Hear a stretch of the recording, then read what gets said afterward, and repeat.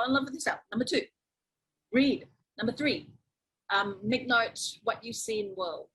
Your eyes, the ears, and this should be closed until it's asked to open the mouth. Number 4, when you meet smartarses, don't freak out. Actually ask them how did they get there? How did they become smartarses? I'm not encouraging you to be a smartass. I'm encouraging you to be a humble, modest, agile, open-minded law student. And these all will come into being when you graduate. And at the end of the day, all these things that you're going to find challenging is going to help you approach life as a lawyer at the end of the tunnel. It's going to be a long tunnel, short tunnel, it's going to be a tunnel. This is a really hard road. You have to tell your friends, I can't come and hang out. You have to tell your family, I can't just go and sit and binge Netflix anymore. Your life will change. You will have kids. You may have partners. You may have sports. You now need to learn to actually compartmentalize your life. I've learned this long time ago, so it wasn't a problem for me. I don't have a social life. I don't believe that.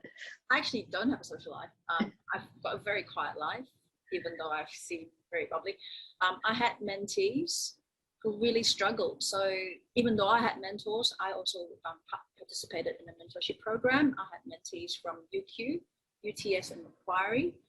They were law students in their 20s, and they struggled because they had friends who are not in law school. They want to go hang out and they want to go picnic, and then they forget about this.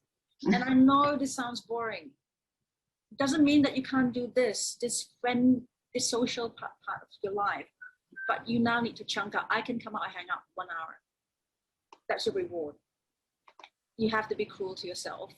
It sounds bad, but you understand as you progress along your law career in your university, as you learn to compartmentalize social, work, and personal life, when you become a lawyer, you have to also learn to compartmentalize. When you want to become a commercial lawyer, that path will take you to the 6-minute billable time, knowing to chunk times.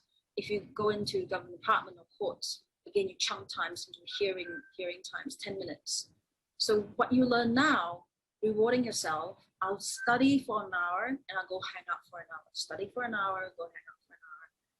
It's like bench pressing, If you start now, midway of your program, you don't even know it, that you're actually juggling, rewarding yourself well. So I'll tell you how I start my day. I work full time. I teach and I fly and I study. So I get up at 6, have my coffee, moan about life for about 40 minutes, and then I go run for about half an hour. So get the juices running, come back. Yep. I triage work for 2 hours, study for 1 hour. I rest for half an hour. I triage work for 2 hours. I study for 1 hour. It sounds horrible, but I reward myself. Running was my self-care.